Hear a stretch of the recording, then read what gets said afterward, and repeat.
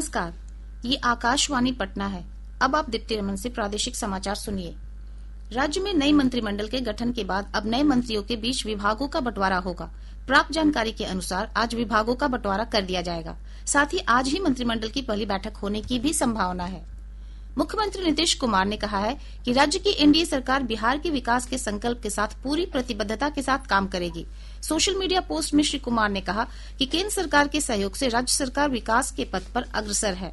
उन्होंने उम्मीद जताई कि बिहार के लोगों के सहयोग और आशीर्वाद से राज्य विकसित राज्यों की श्रेणी में शामिल होगा।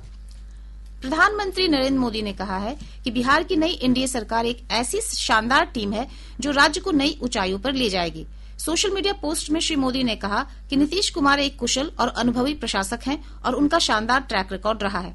प्रधानमंत्री ने सम्राट चौधरी और विजय कुमार सिन्हा को भी बधाई देते हुए कहा कि जमीनी स्तर पर दोनों नेताओं के पास जन सेवा का लंबा अनुभव है।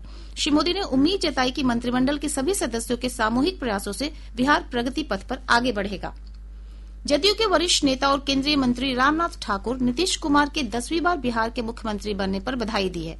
श्री ठाकुर ने आज पटना में संवाददाताओं से बातचीत में कहा कि मुख्यमंत्री बिहार का लगातार विकास कर रहे हैं। उन्होंने कहा कि आज बिहार में शिक्षा, रोजगार, अपराध और पलायन की स्थिति में बदलाव हुआ है। श्री ठाकुर ने कहा कि बिहार की जनता का आशीर्वाद मुख्यमंत्री के साथ है। भाजपा नेता सैयद शाहनवाज हुसैन ने कहा है कि बिहार के लोगों ने एनडीए को प्रचंड जीत दिलाकर बड़ी जिम्मेदारी दी है। श्री हुसैन ने आज दिल्ली में कहा कि हम लोगों को उम्मीदों पर खरा उतरना है।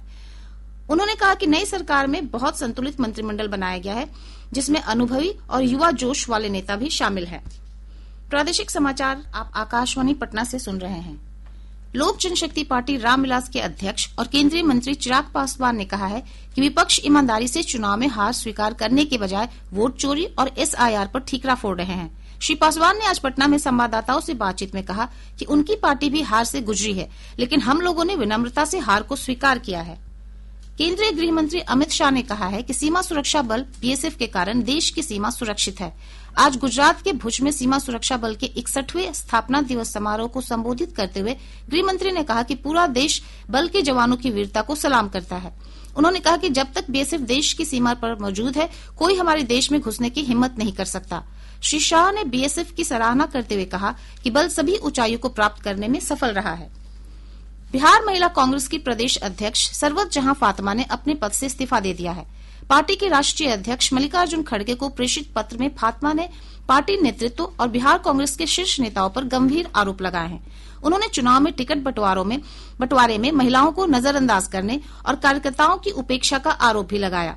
उल्लेखनीय है कि विधानसभा चुनाव में कांग्रेस को मिली करारी हार के बाद पार्टी में असंतोष की स्थिति है। पार्टी के खिलाफ गतिविधियों में शामिल पाए गए 40 से अधिक वरिष्ठ नेताओं को कारण बताओ नोटिस जारी किया गया है। भारतीय जनता पार्टी ने कहा है कि कांग्रेस ने मिशेल बैचलेट को इंदिरा गांधी शांति, निरस्त्रीकरण और विकास पुरस्कार 2024 देकर हर भारतीय नागरिक का अपमान किया है। पार्टी प्रवक्ता गौरव भाटिया ने आज नई दिल्ली स्थित पार्टी मुख्यालय में संवाददाताओं को संबोधित करते हुए कहा कि चिली की पूर्व राष्ट्रपति मिशेल बैचलेट भारत के बारे में अपनी आलोचनात्मक टिप्पणियों के लिए जानी जाती हैं। उन्होंने आरोप लगाया कि कांग्रेस पार्टी को केवल सत्ता की चिंता है। सारण के पुलिस अधीक्षक कुमार आशीष ने कर्तव्य में लापरवाही, अनुशासनहीनता और भ्रष्टाचार के गंभीर आरोपों में शामिल होने पर डोरीगंज थाना में कार्यरत सब इंस्पेक्टर अमित कुमार को तत्काल प्रभाव से निलंबित कर दिया है। इसके साथ ही आकाशवाणी पटना से प्रसारित प्रादेशिक समाचार का ये अंक समाप्त हुआ।